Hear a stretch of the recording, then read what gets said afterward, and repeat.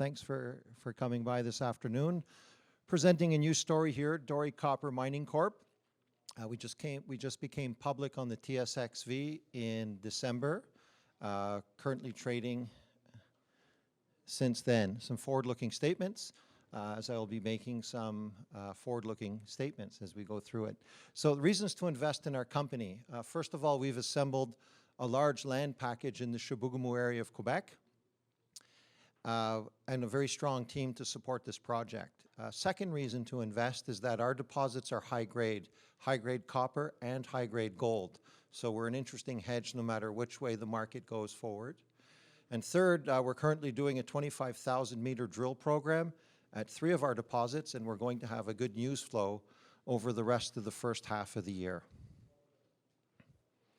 Current shareholders, the stock is tightly held. We have 29 million shares outstanding and trading around 90 cents. The major shareholder is a group called Ocean Partners, and they became the major shareholder because we acquired the company or the assets from them in exchange for 30% of our company. Other major investors are RCF and Orion, 2 American private equity firms who invested in us as a private company.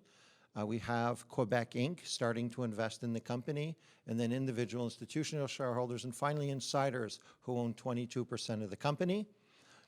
We've assembled a strong board, a very good mix of people from finance, from operations and geology, Americans, Quebecers, and other Canadians. So I think we've put together a very good story to start. The assets are in Chibougamau, Quebec. Chibougamau is located 500 kilometers north of Montreal. And around Chibougamau, within 60 kilometers of our mill, we have 12 past producing mines. Now I'm just going to focus on 3 of them in this presentation, but we have a lot of opportunity for exploration beyond that. One of the properties is the Cedar Bay property. It's a high-grade copper deposit. There's currently over 3 million tons at over 3% copper. The Cedar Bay Deposit, we have an initial maiden resource of 360,000 tons. That is open along strike and at depth. It's grading around 2% copper and a little under 9 grams per ton gold. And we also have the past-producing Joman deposit, which produced 1.2 million ounces of gold over its life at 8.26 grams per ton. We recently acquired an option agreement. We have tremendous exploration potential there that we're going to be following up on this year. All the sites are accessible via year-round roads, and the terrain's flat, so it's really a very amenable area to be operating in. What we like to do is compare our projects versus other projects in terms of copper grades and gold grades. So if we look at our M&I resources, that's on the left-hand side. The copper grades that we have at Cedar Bay, Devlin, and Cedar Bay, we compare very well to any of the other underground copper deposits in Canada or in North America. But in addition, we already have infrastructure built, as our mines are already built. We're close to the town of Chibougamau, so we're going to be a commuter operation. We have a 25 megawatt power line already to the site, and obviously when we start operating, we'll be getting power at 5 cents per kilowatt hour. So we have the Quebec government is also a very supportive jurisdiction in terms of helping financing projects, and the situation with the First Nations in Quebec with the Cree is also very positive and much simpler than in other jurisdictions, even in Canada. On the gold side, in yellow are the reserve grades of different gold mines in Canada and also the grade of the Joman mine, its past producer. You can see we compare favorably as well. We compare favorably on gold grades at the Cedar Bay property on a resource basis with other mines in Canada. So here's an aerial view of where our assets are located, the mill, the Cedar Bay Mine, and the tailings facility in relation to the town of Chibougamau. We're only 14 kilometers away from Chibougamau, so it's a 15-minute drive. The tailings facility has 8 million tons of capacity left. We monitor the waters from the tailings facility as if we're an operating mine, so we take a weekly water sample. And the water quality levels are far below the Canadian and Quebec norms, and actually we share those we upload our results on Environment Canada's website. So we're operating the mine, or we're sampling the mine as if it's an operating mine. The mill has a capacity of 2,700 tons a day, and in order to restart the mill, we'll have to make some modifications in terms of the control systems, and as well, we'll do some changes on the electrical system in the mill, but it's going to be a fraction of the cost of building a new mill. Some history to the camp. The camp started in the 1950s, and there were 2 mills in the camp. One company called Campbell Resources was running one of the mills, and another mill was Patino Mining, Northgate, Western Mining, MSV, and then in 2001, MSV merged with Campbell Resources, and they called the company Campbell Resources. They put all their eggs in one basket for a project called Copper Rand 5000. The Quebec government lent $60 million or invested $60 million into that company. When the mine started up, they realized they weren't going to attain their desired throughput of, say, 1,500 tons a day. So what they ended up doing is they started building a second mine, which is our Cedar Bay Deposit. The financial crisis occurred while they were just about finished Cedar Bay, and they weren't able to complete the mine, so the contractor left. They also weren't able to meet a lot of their creditor requirements during the financial crisis, so they went into a CCAA process, and coming out of the process, Ocean Partners and Newinsko became the owners of the property. Newinsko weren't able to satisfy their requirements, so the properties came to Ocean Partners. Then in 2017, our group negotiated an option agreement with Ocean Partners, and that's how we acquired these properties in 2017, and that's why Ocean Partners are our largest shareholder. Since we acquired the properties in 2017, we did 19,000 meters of drilling. We doubled the size of the Cedar Bay Deposit. We established a maiden resource at the Cedar Bay Deposit. We did a 43-101 on both of those deposits. We also went public. We did an RTO process during 2019 and raised $5 million. And then following that, we did a flow-through raise of $4 million. Earlier this year, we did the option on the Joe Mann agreement, and we've started to drill, and we're going to have very good news flow coming out the rest of the year. So really in the last, I'd say 2.5 years, we did more than what was done on the property over the previous 8 years. Here's a summary of our resources, and I'll go over this one quickly because we're going to talk about each deposit one by one. But what we need to consider here is we have gold and we have copper, and the Cedar Bay Mine is a high-grade copper mine. The Devlin Mine is a high-grade copper mine.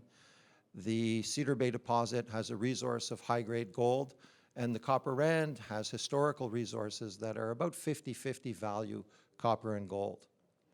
So the Cedar Bay Mine, the Cedar Bay Mine, this is how it looked when it was constructed in 2008. Campbell Resources put over $25 million into the mine. 2 kilometers of development, 3 mining levels were developed. There's 170 drill holes in the upper part of the mine, sedimentation pond, surface infrastructure. The ore where it occurs as massive chalcopyrite, so recovery in the mill is very simple. During a 40,000 ton bulk sample test done in 2008, they had recoveries of 94% copper and 64% of the gold on this deposit. So the deposit is still wide open. So currently there's 3 million tons. In this image you see in yellow, it's a diabase dike, which is vertical, and the ore body is moving out of the page. So we're currently exploring at about 700 meter level, and we're drilling in that to the right of that dark blue area and expanding the resource out to the south. So currently we have 3 million tons, and we expect to increase that with our current drill program. In addition to the main vein, there's the potential for parallel veins in the system. And so really our goal here is to explore around the Cedar Bay area to identify upwards of 6 to 10 million tons. And if you look at how many 10 million ton deposits there are with 3% copper in North America, I don't think there are any, so we'll be the first. So we've got a lot of good exploration potential at high grades here, and we're currently drilling this. We're at the core shack at PDAC, and we'll be displaying some brand new core from this deposit at the core shack. The Cedar Bay Mine, operated from 1958 to 1990, mined nearly 4 million tons at 1.63% copper and 3.3 grams per ton gold. At 670 meters depth, the ore body pinched out. They drilled for a couple of hundred meters below the ore body and didn't find any ore and then abandoned the property. However, the shaft went down to a level of 1,000 meters. Subsequent to its closing, some holes were drilled at the shaft level. They had some very good intercepts, so as a private company, we decided to follow up on that. And we had two 2.4 meter intercepts with a few percent copper and 15 to 20 grams gold. So we did a maiden resource. The average gold grade came out to about 9 grams per ton. So currently we've just started drilling this deposit where we'll drill it from the east. We'll drill it to that same shaft level, put in 2 holes, but then use directional drilling, drill a template around the existing cluster of holes we have in order to expand out the resources on 3 distinct veins. And maybe another vein called the main vein, which hasn't been drilled yet at these depths. So really our goal here is to expand this out to over 1 million tons, but hopefully at 10 grams per ton gold, just continuing the work that had already been done and a couple of percent copper. So this would make this one of the highest grade gold mines in Canada, not even including the copper credit. And the Joman property, we optioned earlier this year. Joman produced 1.2 million ounces of gold at 8.26 grams per ton and 0.25% copper. The strike is a little over 1 kilometer in length. When the mine closed in 2007, it was optioned to a junior, and that junior company drilled 2 holes 170 meters below the lowest mining level, 150 meters apart. Those 2 holes intercepted the structure, but much thicker than it had occurred higher up in the mine. And one of the drill holes was 1.8 meters at 27 grams gold, and the other drill hole was 3 meters at 30 grams gold and 1.3% copper. And they're already 150 meters apart. Also, when we look at this in cross-section, we see that those 2 intercepts are offset from the vertical structure of the Joman mine, meaning that maybe there's some dilation occurring in the structure at those depths. So we plan on following up on these holes. It's not out of the question to imagine that with 3 or 4 more intercepts of that quality, we're going to have a 25 to 30 gram resource here at Joman later in the year after we finish the drilling program. So really a lot of interest in this.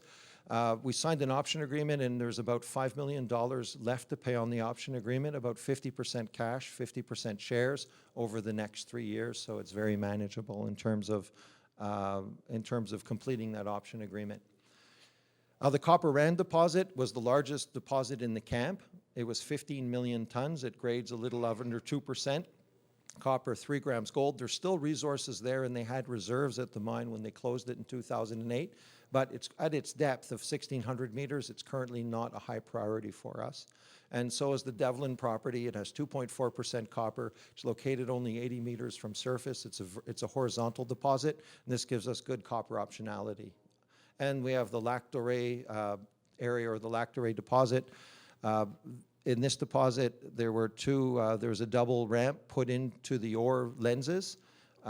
When this was done, the gold price was very low, and this deposit was about 1% copper and 5 grams gold.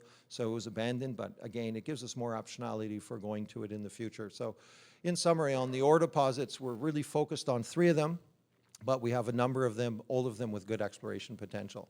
Very important is the management of stakeholders. Being in Quebec, it makes it a little simpler for us. The First Nations is the Cree Nation, the Ojibwe community. They're very resource friendly, very experienced with resource development. And we only have to deal with one group. And in other parts of the world, sometimes you're dealing with 4 or 5 groups, and the challenge is not dealing with the group individually, is that each group plays each other off. So we're not going to have any of those challenges. Another great thing is being in the province of Quebec. There's lots of funds set up to support exploration and development companies like ourselves. And as I mentioned, we've already tapped into some of those funds. And in our meetings with these different groups, I'm quite confident they'll be there to help us with the eventual financing of the rebuild. The mayor of Chibougamau is very supportive of the project because the town of Chibougamau was built in the 1950s on the back of these mines. So it's kind of reminiscing for the town. And the mines are far enough from town. There's no visual impact, and it's jobs in town as opposed to people having to work in the far reaches of Quebec and then only coming back on a temporary basis. So our plans coming forward are this year we're going to be focused on exploration. We're going to do some baseline environmental work. We'll continue to establish the relationship with the First Nations. And next year we're looking to do a PEA.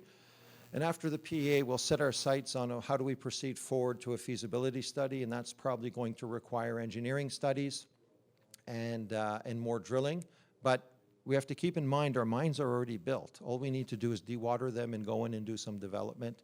And the mill's already there. All we need to do is change some electrical equipment and put in a control system. So for us to jump from PA to feasibility study is a logical step. So reasons to invest in the company, a great land package in a great jurisdiction. We have a strong team assembled. We're going to have good news flow. And our deposits are high grade copper and gold, so no matter which way the market goes, we should be a winner.